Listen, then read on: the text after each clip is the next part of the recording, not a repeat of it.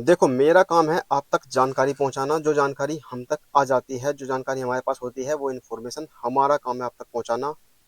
आपका काम है उसको लाइक करना और आगे अपने साथियों के साथ, अपने रिश्तेदारों के साथ, अपने परिवारजनों के साथ, अपने दोस्तों के साथ शेयर करना, ताकि ये जो इन्फॉर्मेशन हम दे रहे हैं आपको, हो सकता है कोई प्रॉपर्टी की सर्च में हो, किसी कोई रियल एस्टेट में कोई अपॉर्चुनिटी ढूंढ रहा हो, उनको ये जानकारी मिले और वो इसका फायदा उठा सके। और ये और एक एक जो भी स्टेप उनको लेना चाहिए, जो भी डिसीजन लेना चाहिए, अप्लाई करना चाहिए या नहीं करना चाहिए, वो एक अप्रोप्रिएट या एक इन्फॉर्म्ड डिसीजन ले सके। ठीक है, तो उसी को आगे बढ़ाते हुए आज आपके लिए लेके आ गए हैं यमुना अथॉरिटी में जो एप्लीकेशन फॉर्म आते हैं। देखो, हर साल आते हैं लगभग, अभी कई सालों से लगातार आ रहे हैं। और इसमें ऑनलाइन अप्लाई करने का भी प्रोसेस है, हर साल ऑनलाइन ही होता है। तो उसका प्रोसेस आज हम आपको बताएंगे इस वीडियो के माध्यम से। कोई भी स्कीम हो यमुना अथॉरिटी की, आरपीएस आरपीएस यानी रेजिडेंशियल प्लॉट्स स्कीम, उसका प्रोसेस सेम ही रहने वाला है, चाहे आप इस वाली स्कीम के लिए देख रहे हो, चाहे आप आने वाली फ्यूचर में स्कीम्स में देख रहे हो, तो प्रोसेस सेम रहेगा। आप इस वीडियो को ओपन कर लेना जब आप अप्लाई करने बैठोगे, क्योंकि एक एक स्टेप बाय स्टेप आपको बताएंगे, स्क्रीन पे दिखाएंगे कि हर पेज पे क्या क्या आपको दिखेगा, कैसे आपको फिल करना है, कैसे कैसे क्या करना है, पूरा प्रोसेस आपको बताएंगे। तो वीडियो को लाइक कर दो, शेयर कर दे अपने सभी जानने वालों के साथ, और चैनल को सब्सक्राइब करके रखो। इतनी स्कीम्स की जानकारी आपको कहीं नहीं मिलेगी, जो स्कीम्स की जानकारी हम इस चैनल के माध्यम से आप तक पहुंचाते हैं। ठीक है, तो यमुना अथॉरिटी की ऑनलाइन एप्लीकेशन फॉर्म भरने का तरीका आज आपको दिखाएंगे। आप घर बैठे खुद से अप्लाई कर सकते हैं। और अगर आप सक्षम नहीं है कि हम कंप्यूटर चलाना नहीं जानते, हम नहीं कर सकते, तो आप हमसे कांटेक्ट कर सकते हैं, हम आपके लिए एप्लीकेशन फॉर्म फिल कर देंगे। तो स्टेप बाय स्टेप आज आपको गाइड करेंगे यमुना अथॉरिटी का रेजिडेंशियल प्लॉट स्कीम में पार्टिसिपेट करने के लिए ऑनलाइन फॉर्म कैसे भरना है। सबसे पहले आपको जाना है गूगल में सर्च करना है, आपको कुछ भी सर्च करना है, यमुना अथॉरिटी या येडा सर्च कर सकते हैं। तो जैसे ही आप सर्च करोगे तो ये वाली वेबसाइट जो आएगी सबसे पहले, आप देख लेना, यमुना एक्सप्रेसवे अथॉरिटी .com, ये ऑफिशियल वेबसाइट है यमुना अथॉरिटी की। इस पर आपको क्लिक करना है। जैसे ही आप इस पर क्लिक करोगे तो आप आ जाओगे इस वाले पेज पर। पहले वो पेज को वेरीफाई करेगा इस तरह से, Yamuna expressway authority .com। Verification के बाद आपके सामने ये वेबसाइट इस तरह से ओपन होकर आ जाएगी। तो जब आपके सामने ये वेबसाइट ओपन होकर आएगी, तो जैसे अभी अभी स्कीम जो चल रही है वो है आरपीएस 09 2025, ये आप देख सकते हैं। तो आप इस पर जैसे ही क्लिक करोगे तो यहाँ से ब्रोशर डाउनलोड आपका हो जाएगा और नई विंडो में ओपन हो जाएगा। मान लो आपको अप्लाई करना है, तो अप्लाई करने के लिए आप ये देखो, यहाँ पर आपको ये हरी पट्टी दिख रही है, हरी पट्टी के ऊपर लिखा हुआ है अप्लाई फॉर द येडा RPS 09 residential plot scheme in sector 18। ठीक है, फ्यूचर में कोई भी स्कीम आती है, यही फॉर्मेट रहता है, यही इसका इंटरफेस रहता है वेबसाइट का, यहीं पर अप्लाई करने के लिए लिंक आता है। तो आप जैसे ही इस पर क्लिक करोगे अप्लाई करने के लिए, आप आ जाओगे इस वाले पेज के ऊपर। तो यहाँ पे आपको साइन इन करने के लिए बोलेगा, लेकिन साइन इन कैसे करोगे, क्योंकि लॉगिन डिटेल्स तो आपके पास है ही नहीं। तो पहले आपको करनी है लॉगिन डिटेल्स क्रिएट। तो सबसे पहले आपको क्लिक करना है रजिस्टर पर, ये वाला जो बटन आप देख रहे हैं रजिस्टर, इस पर आप क्लिक करेंगे और क्लिक करते ही आप आ जाएंगे इस वाले पेज पर। यहाँ पर लिखा हुआ है साइन इन, साइन अप। यहाँ पे आपको फिल करना है एप्लीकेशन एप्लीकेंट नेम, मतलब जिसके नाम से आप अप्लाई करना चाहते हैं उसका नाम, मोबाइल नंबर और ईमेल आईडी। और ये कोड, ये जो है कैप्चा, ये आपको फिल कर देना है नीचे वाले बॉक्स में। और फिर आपको रजिस्टर पर नीचे क्लिक कर देना है। रजिस्टर पर जैसे ही क्लिक आप करेंगे तो आप आ जाएंगे इस वाले पेज पर।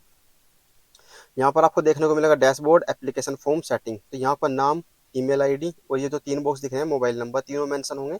मैंने अभी हाइड कर दिया है, क्योंकि यूट्यूब की पॉलिसी को फॉलो करते हुए हम ये शो नहीं कर सकते, इस वजह से हमने ये हाइड कर दिया है। तो यहाँ अपना नाम चेक कर लेना, ईमेल आईडी, एप्लीकेशन नंबर। यहाँ पर जैसे ही आप आओगे तो आपके पास एक ईमेल भी रिसीव होगा, जिसमें आपका लॉगिन डिटेल्स आपको मेल कर दिए जाएंगे। तो ये पेज ओपन होगा, इसको आप स्क्रॉल डाउन करोगे तो नीचे आपको देखने को मिलेगा ये।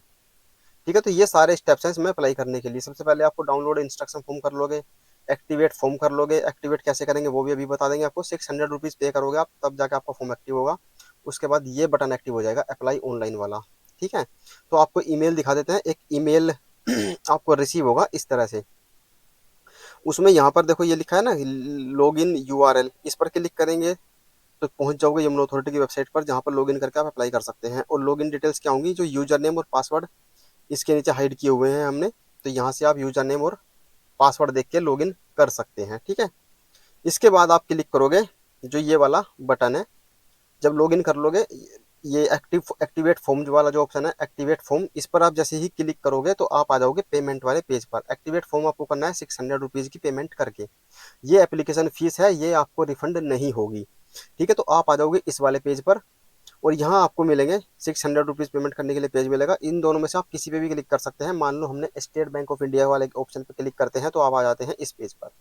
यहाँ आपको ये सारे ऑप्शन मिलते हैं पेमेंट करने के। सबसे इजी है यूपीआई, जो जैसे ही हम यूपीआई वाले ऑप्शन पर क्लिक करते हैं तो आ जाते हैं इस वाले में, इस पेज पर। यहाँ पर यूपीआई आईडी डाल सकते हैं, या फिर क्यूआर से पेमेंट करना चाहते हैं तो क्यूआर कोड भी ले सकते हैं। तो जैसे ही हम क्यूआर कोड को सेलेक्ट करते हैं इस तरह, तो ये पे नाउ का बटन एक्टिव हो जाता है और जैसे ही पे नाउ के बटन पर क्लिक करते हैं तो ये क्यूआर कोड इस तरह से हमारे सामने आ जाएगा। इस पेज को ओपन रखना है, मोबाइल से क्यूआर कोड को स्कैन करना है और पेमेंट कर देनी है। जैसे ही पेमेंट सक्सेसफुल होगी, आपको कुछ नहीं करना है अपने सिस्टम पर, इस वाले पेज पर आप डायरेक्टली ऑटोमेटिकली आ जाओगे। तो जैसे ही आप इस पेज पर आओगे तो ये डाउनलोड पेमेंट रिसिप्ट, ये आपको डाउनलोड कर लेनी है अपने अपने रेफरेंस के लिए, अपने रिकॉर्ड के लिए। ठीक है, ये सेव करके आप रख लेना। इसके बाद ये पेमेंट आईडी वगैरह सब कुछ इसमें मेंशन होगी। ठीक है, अब इसके बाद जैसे ही आप आगे बढ़ोगे तो इसमें इसके बाद ये लॉग आउट हो जाएगा। आप वापस से इस वाले पेज पर आ जाओगे। जैसे इस वाले पेज पर आप आए, यहाँ डाउनलोड किया आपने, इसके बाद अब मान लो आपने क्लिक किया एप्लीकेशन फॉर्म पे, एप्लीकेंट फॉर्म पे, तो यहाँ पर एप्लीकेंट फॉर्म पे नहीं जाओगे आप, यहाँ से लॉग आउट हो गया, आप फिर से साइन इन वाले पेज पे आ जाओगे। तो फिर से वही लॉगिन डिटेल्स यूज करके आपको करना है इसमें लॉगिन। लॉगिन करके आप फिर से इस पेज पे आ जाओगे। आपका नाम होगा, ईमेल आईडी और फोन नंबर सामने देखते लिखे हुए मिलेंगे और यहाँ एप्लीकेशन नंबर ऊपर आपको देखने को मिलेगा। पेज को स्क्रॉल करोगे, नीचे आ जाओगे तो इस तरह से मिलेगा। अब आपको क्लिक कहाँ पे करना है, अप्लाई ऑनलाइन पे।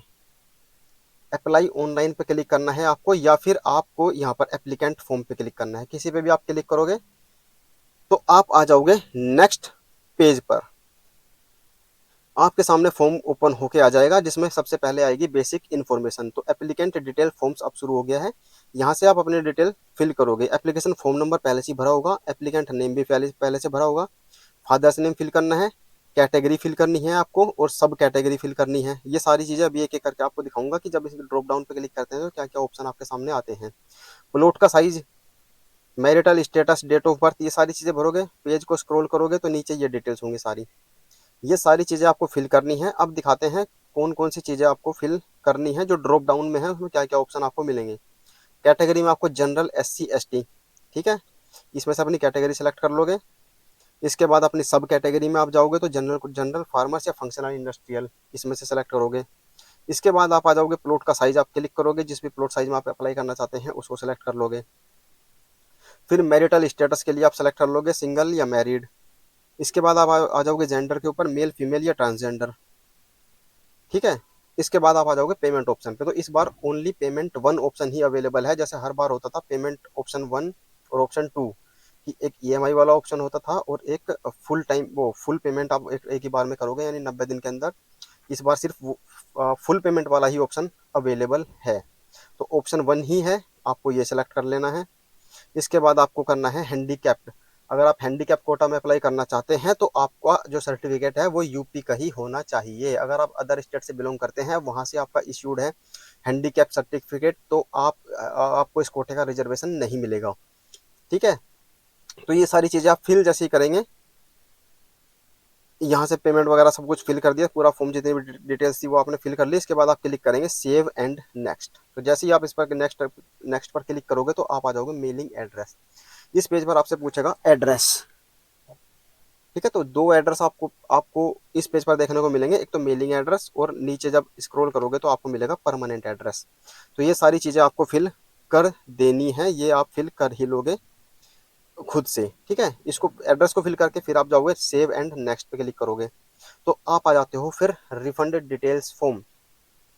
जिस बैंक अकाउंट में आप अपना रिफंड लेना चाहते हो, मान लो आपका प्लॉट नहीं निकलता है तो रजिस्ट्रेशन अमाउंट आप पे करोगे, 10% अमाउंट जो भी होगी प्लॉट की कॉस्ट का, वो रिफंड कहाँ पे आएगा, वो इसी बैंक अकाउंट में आएगा। तो उसकी डिटेल्स यहाँ पर आपसे पूछी जा रही है, तो आपको सही सही एकदम करेक्टली अपनी इन्फॉर्मेशन यहाँ पर फिल करनी है। अकाउंट नंबर भरोगे, IFSC कोड, बैंक का नाम, बैंक का नेम, ब्रांच का नेम और यहाँ पर अकाउंट का नेम जो भी है आपका वो पहले से फिल हुआ हुआ आ जाएगा यहाँ पर, और यहाँ पर अपना पैन कार्ड नंबर, इसे फिल करके सेव एंड नेक्स्ट।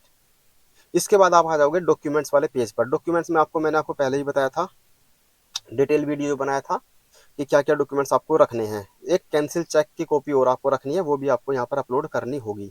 तो यहाँ पर आप सबसे पहले आपको पूछता है ये आईडी डॉक्यूमेंट की आईडी में आप क्या दोगे। तो ये सारे ऑप्शन आपको देखने को मिलते हैं आईडी में, Aadhaar card, driving licence, PAN card, passport, voter ID. ठीक है, इसमें से मान लो हम सेलेक्ट कर लेते हैं आधार कार्ड। ठीक है, तो आधार कार्ड जैसे ही हम सेलेक्ट करेंगे और फिर आधार कार्ड यहाँ पर अपलोड कर देंगे हम आईडी प्रूफ में। यहाँ पर फोटो अपलोड कर देंगे अपना, यहाँ पर सिग्नेचर अपलोड कर देंगे। अगर को एप्लीकेंट है तो को एप्लीकेंट का फोटो और यहाँ सिग्नेचर, फिर अपना पैन कार्ड और कैंसिल्ड चेक की कॉपी। अगर SC/ST कैटेगरी से आते हैं तो SC/ST कैटेगरी का सर्टिफिकेट, और अगर हैंडीकैप्ड हैं, यूपी गवर्नमेंट से इश्यूड है वो सर्टिफिकेट, तो यहाँ पर हैंडीकैप्ड का सर्टिफिकेट। जो SC/ST कैटेगरी भी होंगे, जो मतलब जो रिजर्वेशन वाले सर्टिफिकेट होते हैं, वो यूपी वालों के लिए ही, यानी उत्तर प्रदेश के जो पर्सन्स हैं उन्हीं के लिए, उन्हीं को रिजर्वेशन मिलेगा, अदर स्टेट वालों को रिजर्वेशन नहीं मिलेगा। और ये जो आप कॉपी डाउन, ये जो डॉक्यूमेंट्स अपलोड करोगे, ये फोटो के फॉर्मेट में होना चाहिए, .jpg, .jepg और .png फॉर्मेट में होना चाहिए, और 200 KB से कम की फाइल होनी चाहिए। ठीक है, तो यहाँ पर आप अपने जैसे ही सारे डॉक्यूमेंट्स अपलोड करोगे और उसके बाद सेव पे क्लिक करोगे, सेव पे क्लिक करते ही आपका फॉर्म अप्लाई हो जाएगा, मतलब फॉर्म फिल आपका हो जाएगा। यहाँ पर आपका एक प्रीव्यू आ जाएगा फॉर्म का, तो यहाँ पर आपको सारी चीज़ें चेक करनी है।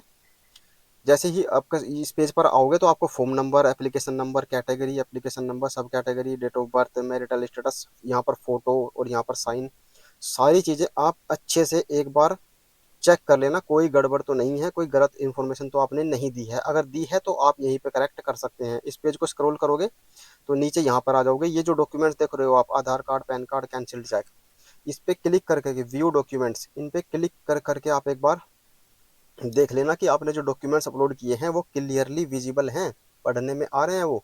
आपका जिस आईडी पे फोटो है, फोटो विजिबल है उसके ऊपर। अगर नहीं है तो एक बढ़िया स्कैंड कॉपी जिसमें क्लियरली सब कुछ विजिबल हो, फोटो भी और जो लिखा हुआ है उसके ऊपर एड्रेस, नाम वगैरह, वो सब विजिबल होना चाहिए क्लियरली। और यहाँ पे आपके सिग्नेचर। ठीक है, ये सारी चीज़ें क्लियर होंगी। उसके बाद आप क्लिक कर देंगे कन्फर्म एप्लीकेशन।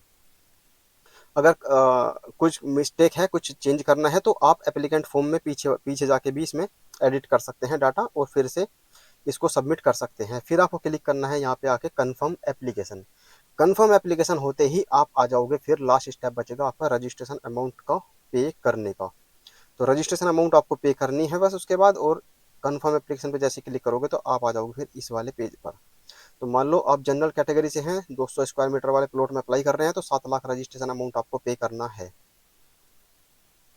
ठीक है, तो यहाँ पर इस पेज पर आओगे, इसके बाद आप क्लिक करोगे पे नाउ। पे नाउ में आप जाओगे तो आपको ये वाले सारे ऑप्शन पे करने के लिए मिलेंगे। NEFT, RTGS कर सकते हैं, नेट बैंकिंग से कर सकते हैं, डेबिट कार्ड, क्रेडिट कार्ड और UPI, ये सारे ऑप्शन आपको दे रखे हैं। हो सकता है UPI से भी ना हो पाए आपका, क्रेडिट कार्ड में अगर आपके लिए इतनी लिमिट नहीं है तो क्रेडिट कार्ड से भी नहीं हो पाएगा, डेबिट कार्ड में कोई लिमिट लगी हुई है, इतना तक परमिशन नहीं है तो नहीं कर पाओगे। नेट बैंकिंग से आप कर सकते हो अगर चाहो तो। और अगर आप चाहते हैं कि हम बैंक के थ्रू करा ले, हम बैंक को पे कर देंगे, तो आप जैसे ही इस RTGS NEFT वाले ऑप्शन पर क्लिक करोगे तो यहाँ से आप चालान जनरेट कर सकते हो। चालान जनरेट जैसे ही होगा, उसकी 2 कॉपी प्रिंट करना, और बैंक में जाके आप वो जमा कर सकते हैं, और बैंक आपके बिहाफ पर ये एप्लीकेशन फीस यमुना अथॉरिटी के अकाउंट में जमा कर देगा। फिर आपका फॉर्म आप लॉगिन करके देखेंगे, जब आपका फॉर्म मतलब आपके रजिस्ट्रेशन फीस जमा हो जाएगी, डिपॉजिट हो जाएगी अकाउंट में, तो आपका सबमिशन हो जाएगा। बाकी अगर आप ये बैंक, ये जो दूसरा ऑप्शन जो आता है कि मुझे ये अमाउंट मेरे पास नहीं है, मुझे बैंक से फाइनेंस कराना है, तो आपको यहाँ इस स्टेप पे आके रुक जाना है। और फाइनेंस कराने का जो प्रोसेस है वो हमने एक लास्ट ईयर जो स्कीम आई थी उसमें भी आपको बताया था, उस वीडियो का लिंक आपको इसी वीडियो के डिस्क्रिप्शन और कमेंट बॉक्स में मिल जाएगा। उसको आप चेकआउट कर सकते हैं कि अगर आप बैंक से फाइनेंस कराने चाहते हैं तो क्या क्या डॉक्यूमेंट आपके लगेंगे, और क्या क्या चीज़ें आपको बैंक में लेके जानी है, कैसा क्या प्रोसेस होगा। वो सारी चीज़ें डिटेल वीडियो भी आप ज़रूर चेकआउट कर लेना। कोई क्वेरी हो, कोई डाउट हो तो आप कमेंट करके पूछ सकते हैं। ठीक है, बाकी ये थी सारी जानकारी कि अप्लाई कैसे करना है यमुना अथॉरिटी की RPS रेजिडेंशियल प्लॉट स्कीम के लिए, खुद से अगर करना चाहें। ठीक है, तो ये सारी चीज़ें मैंने आपको बता दी। अगर ये वीडियो इन्फॉर्मेशन, सारी जानकारी पसंद आई हो तो वीडियो को अभी लाइक कर दें, और अपने सभी जानने वालों के साथ, सभी साथियों के साथ, सभी दोस्तों के साथ, सभी परिवारजनों के साथ शेयर कर दें, ताकि ताकि सब तक ये जानकारी पहुंच सके और कोई छोटी सी भी मिस्टेक ना करे जिसकी वजह से आपका फॉर्म रिजेक्ट हो सकता है। ठीक है, तो ये थी छोटी सी जानकारी। अब मिलते हैं अगले वीडियो में। आज हमने डिस्कस किया कि कैसे यमुना अथॉरिटी का फॉर्म फिल करना है। ठीक है, तो चैनल पर बने रहना, सब्सक्राइब करके रखना, बहुत ही बढ़िया बढ़िया स्कीम्स की जानकारी आप तक आती रहेंगी। मिलते हैं अब अगले वीडियो में। Thank you so much.